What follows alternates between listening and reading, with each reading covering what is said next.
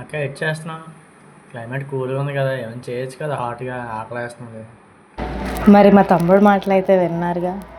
Hello, welcome back to our channel. నేను మీ భవానీని. ఈరోజు అయితే వేడివేడిగా డ్రాగన్ చికెన్ చేసేబోతున్నాను. డ్రాగన్ చికెన్ కోసం ముందుగా నేనైతే బోన్లెస్ చికెన్నే తీసుకున్నాను. యాక్చువల్లీ నేను రీసెంట్గా ఒక లైవ్ చికెన్ని తీసుకున్నాను. అది నేనే నా ఓన్గా కట్ చేసుకుందాం అనేసి అంటే ఒక్కసారైనా ఎక్స్పీరియన్స్ అవ్వాలి అని అనుకున్నాను.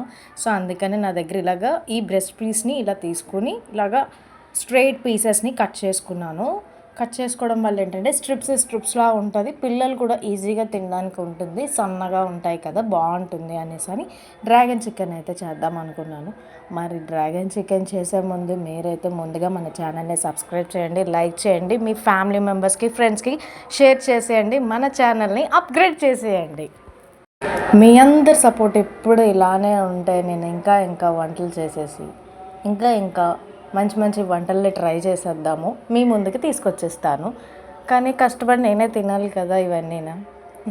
జోక్స్ అపార్ట్, ఇదైతే డ్రాగన్ చికెన్ చాలా అంటే చాలా బాగుంటుందండి. మన తినడానికి కూడా మంచి స్టార్టర్. బయటకు వెళ్ళి మస్తుగా డబ్బులు అన్నీ పెట్టే బదులు మనమే ఇంట్లోనే చేసుకోవచ్చు. ఇప్పుడు ఈ చికెన్ని మీకు చూపిస్తున్నాను కదా, స్టిల్ కోసం అలా చూపిస్తున్నాను, ఇలా పరిచి అంత స్టిల్లో మళ్ళీ అంత అవసరం లేదులేండి. నేనైతే వీడియో కోసం స్టిల్ వేసాను చికెన్కి.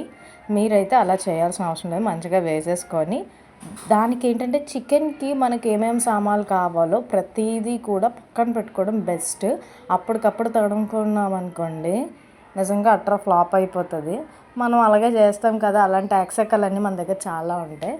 ముందుగా అయితే ఇందులో ఉప్పు, కారం, పసుపు అండ్ నెక్స్ట్ మిరియాల పౌడర్.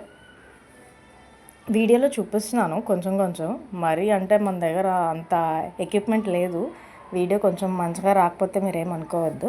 అందులోనే కొంచెం కార్న్ఫ్లోర్ కూడా వేసుకున్నాను. మరీ ఎక్కువగా వేసుకోకూడదు ఇందులో కార్న్ఫ్లోర్.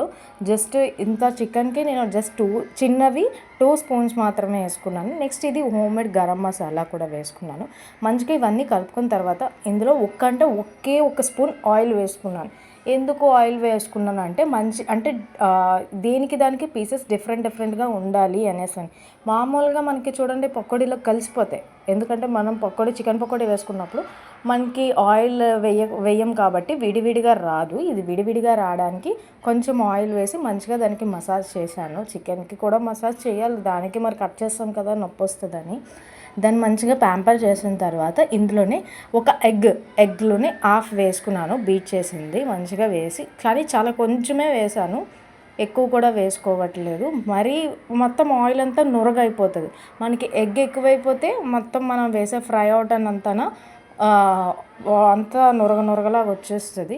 దీంట్లోనే కొంచెం కసూరి మెంతి, ఆర్గానో వేసాను. మంచిగా చిల్లీ ఫ్లేక్స్ కూడా వేసుకుంటే ఇంకా బాగుంటుంది. ఆఫ్టర్ దట్ కూడా మనం ఫ్రై చేసేసిన తర్వాత కూడా వేసుకోవచ్చు. ఇలా అయితే నేను చిన్నగా ఫ్రై చేసేసుకున్నాను. అదే ఎక్స్ట్రా ఆయిల్ని నేను ఇంకేం వాడలేదు. అదే ఆయిల్ని నేను ఫ్రై అవుట్ చేయడానికి కూడా ఇదే సాస్ ప్యాక్ కూడా ఇదే వాడుతున్నాను. నేను ఇందులోని సోయా సాస్, వెనిగర్ తప్ప నేను ఇంకా ఎక్స్ట్రా సాసెస్ టమాటా సాస్ కూడా వేసుకోవచ్చు, కానీ నేను వేయలేదు. ఫస్ట్ అయితే కొంచెం జీరా, అల్లము, వెల్లుల్లి ఈ 2 మాత్రమే వేస్తున్నాను. అల్లం వెల్లుల్లి పేస్ట్ వేయట్లేదు నేను ఎక్స్ట్రాగానే, ఎందుకంటే మావాడు తినాలి, పిల్లలు తినడానికి మంచిగా బాగుంటుంది కాబట్టి కొంచెం చిన్న వేసాను, ఆ టేస్ట్ కోసమని, ఆ ఫ్రేగ్రెన్స్ కోసమని. Next chilli, curry leaves and next onions కూడా వేసుకొని కొంచెం వెనిగర్, సోయా సాస్ వేసుకున్నాను. మరి ఎక్కువైపోయింది అనుకోకండి, కొంచెం పర్వాలేదు, ఎక్కువేం అవ్వలేదు సోయా సాస్. మంచిగా టాస్ చేసుకొని దాని మీద కొంచెం గరం మసాలా పౌడర్ జల్లాను. అండ్ నెక్స్ట్ కొత్తిమీర జల్లేసి మంచిగా నువ్వులు కూడా జల్లేసాను. మొత్తం అంతా ఎంత టేస్టీగా ఉందంటే చూడండి, కలర్, లుక్ మరి మామూలుగా ఉండదు. మనం చేసే దెబ్బకి చికెన్ అయినా సరే దాన్నే తినేయాలనుకుంటుంది, అంత టేస్టీగా వచ్చింది.